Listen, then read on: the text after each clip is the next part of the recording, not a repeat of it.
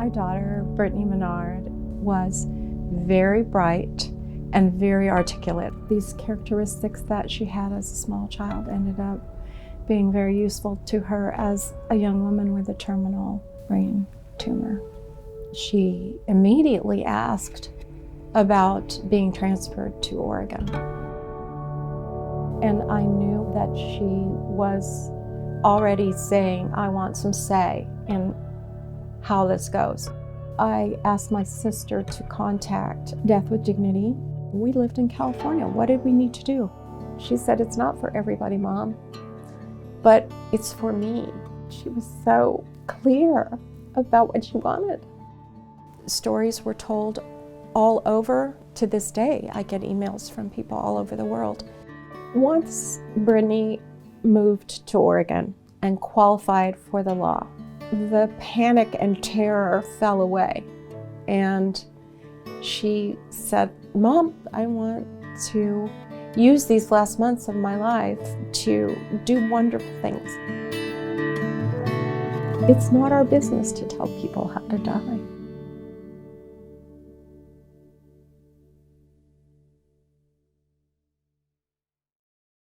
Brittany brought new energy into the movement. She was well-spoken, very well regarded, very effective. She galvanized public sentiment. In the years leading up to Brittany's circumstance, there wasn't quite that enthusiasm. 1989 was the first time he introduced the Death with Dignity bill. He was a senior member of the state Senate and he didn't even get a hearing. And then he introduced it again in 1991. Frank felt very strongly that this was a personal right. He came back again in '93, and he was terminally ill at that time, though people didn't know it for a long time, and he introduced the bill again. They gave him a hearing. It was the first time a number of people who supported the law looked into the eyes of other supporters and said, we can do this.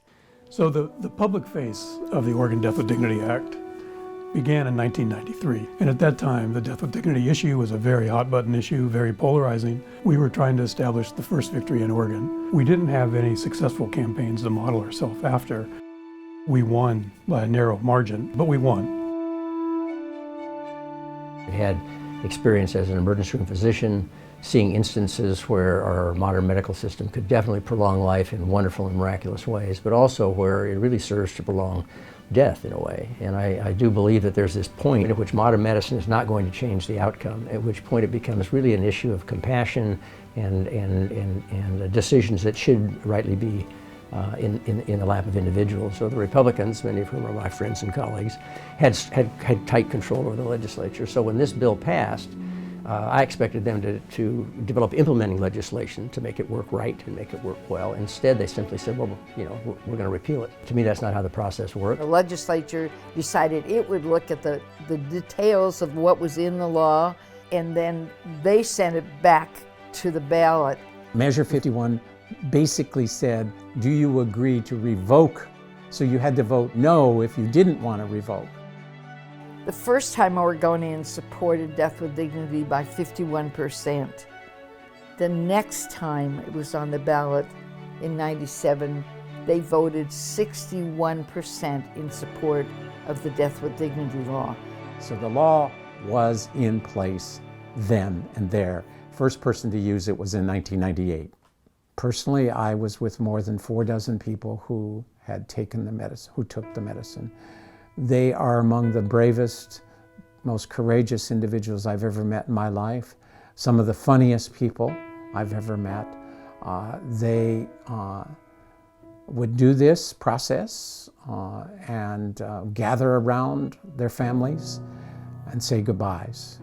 And they would end the pain and suffering that they had endured for a long time in many cases. The first case that I had when the person qualified and the husband was about ready to drink the medication, he held it up to his wife and he said, honey, the journey has been way too brief, but the journey has been the best I've ever had. They were human. They were in love with life, but they knew that this was their time to say goodbye. were trips from, or just photos from Jack and my trip to Machu Picchu. Jack and I were married for almost 19 years. Jack was very thoughtful, very cerebral, I like to call him. He had gone to his internist with a number of complaints. He was told that he had fewer than 6 months to live. And the first thing that Jack did was plan his celebration of life. The day he died, it was a very beautiful day. I sat down with him, and the kids sat around us.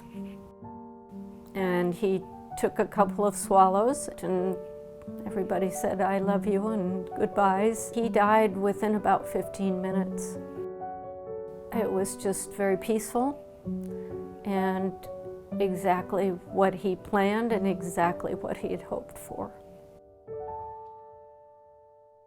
Mom and I had talked about his death the day that he died, and I just said, this is remarkable, and I think we need to share it.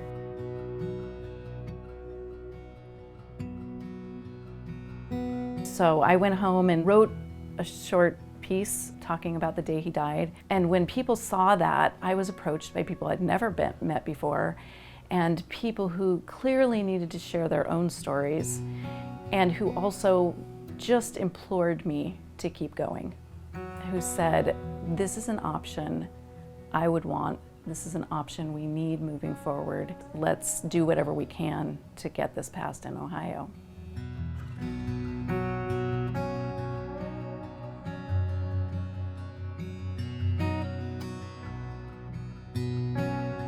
I found Death with Dignity National Center, and when I reached out to them, they just consistently answered my questions and helped me move forward.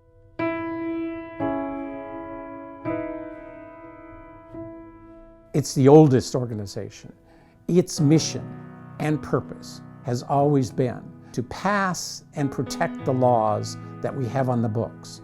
And we facilitate that by helping the legislators to pass the law. Securing the victory in 1994 took 12 years. We dealt with 2 significant legal challenges, and we also dealt with the United States Congress. And we won. At every stage, we won. So this organization is very special to me. On this board, I'm in the presence of the minds that actually crafted the law.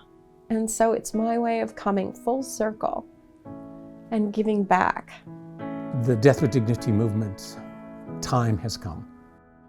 We can see the exponential growth. I see the role of Death with Dignity National Center being the organization to lead the way in these other states that we're moving into. Voters in every state, everywhere, support this by a majority, and it's been that way for decades. So the last 25 years have been an experience of some setbacks, ultimately successes.